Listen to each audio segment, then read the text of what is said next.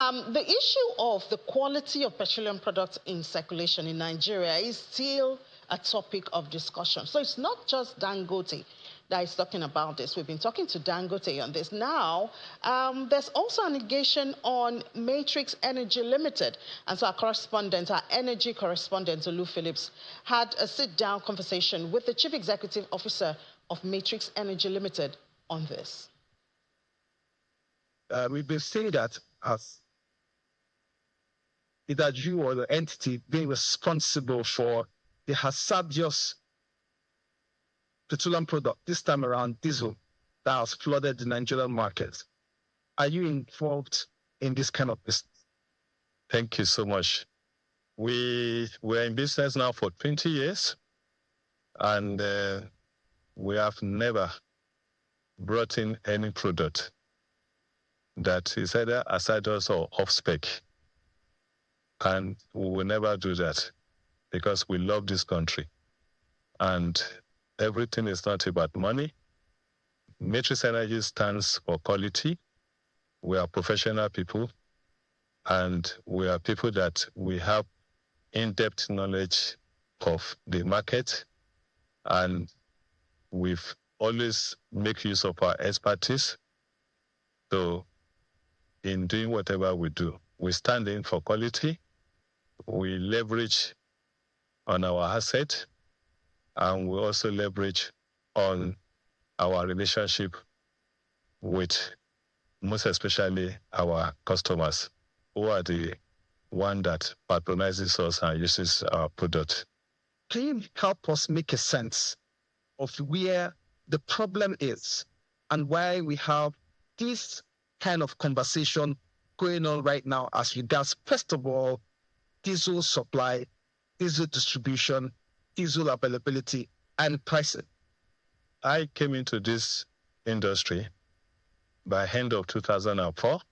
I was a banker, and the then administration, which is former President Olusegun Obasanjo, made efforts to deregulate the market. And what does deregulation mean and stand for? It gives opportunity, it moves the market from the public sector to the hand of the private sector. And we see a big opportunity there where we feel we can play.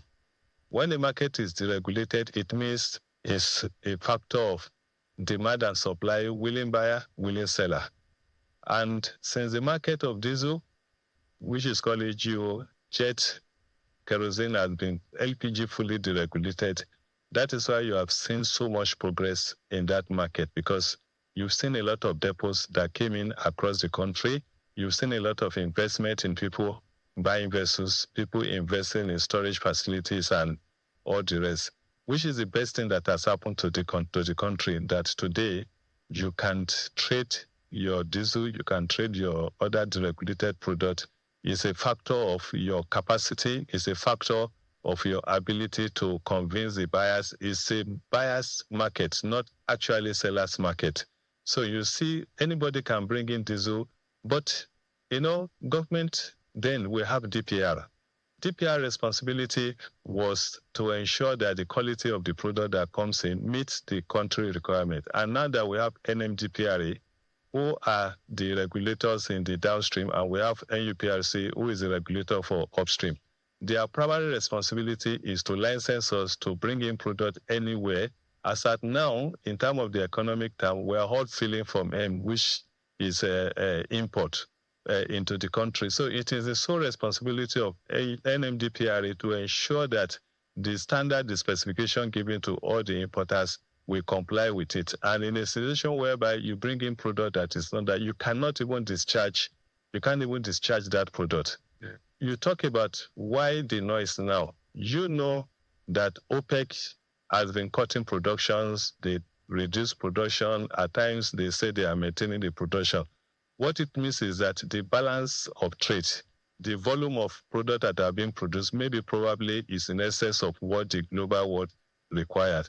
And you can see pricing, it affects pricing, it affects a lot of things. And you also notice that the world is moving away from fossil fuel to non-fossil fuel. So what you see invariably is that the demand for diesel, demand for all those things is expected to come down.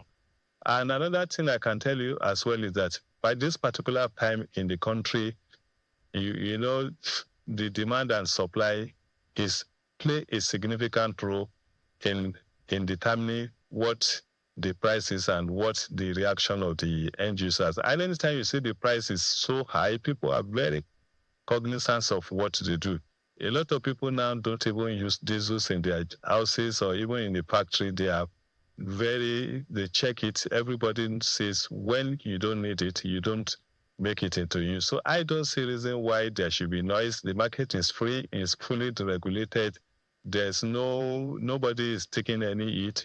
Most times you may not even make profit because the market is efficient.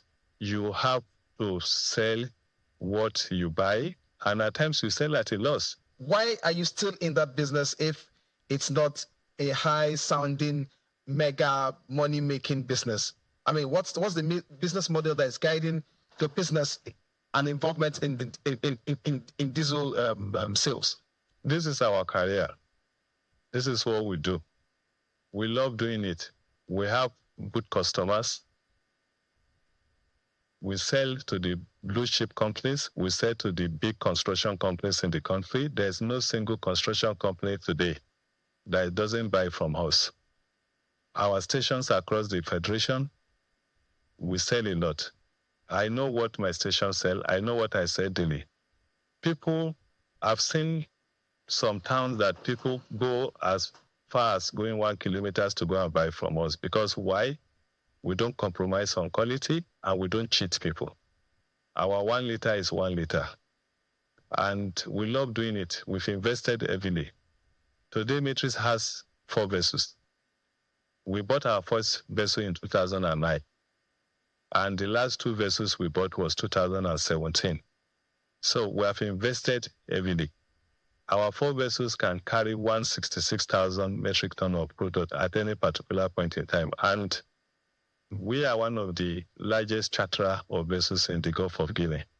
So it's something we love doing. It's something that brings happiness. And I'm proud that I have a very good team. My teams, they are hardworking, they are young. Probably I'm the oldest in the industry, in the company. And it's a legacy I want to leave. Matrix is not all about selling diesel. We do other products. We are one of the few depots or few companies today that we can store all products, from LPG to PMS to AGO to Jet A1 to DPK to aviation fuel, which is the same thing as ATK. Bitumen, we store bitumen as well, and then we trade this product. So it's not all about diesel. We do other products. And diesel is one of our products that we do. And because we sell virtually everything that some companies like, we are one-stop shop for a construction company. The country is awash with what appears like an interruption of that system, of an alternative that is in country. Do you have a problem with that? We have no problem with that. It's our pride as a nation to be not only exporting crude, but able to export petroleum products. And it's something that we will support at any point in time. We have supported 1 or 2 refineries, and we don't talk, because some of the things we do, there are confidentiality around it. But I can tell you, we are one of the people that are working to make sure that this country is able to refine and supply what is required locally. And we will do that, and we'll continue to work until this is achieved. I'm going to do something a bit strange. I'm going to ask you to speak directly to this camera and tell Nigerians that you don't have a problem with any business disruption that gives Nigerians better value. We are 100% in support of whatever is required for us as a nation to be self-sufficient in whatever we do. It's not only on petroleum products. There are other things that is a better country.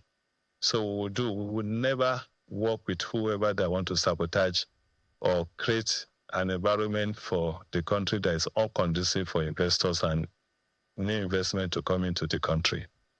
You are absorbing yourself right now of any wrongdoing? We don't do business only here.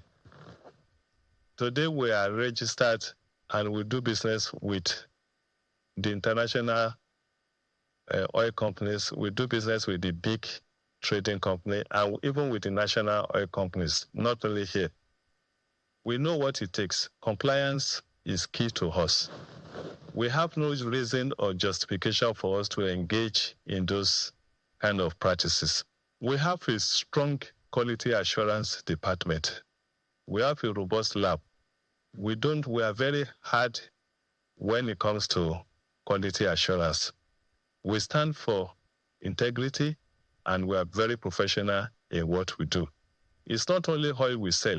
For people that in agriculture, they know our fertilizer is well sought out for. We cannot even meet demand. People look for our fertilizer.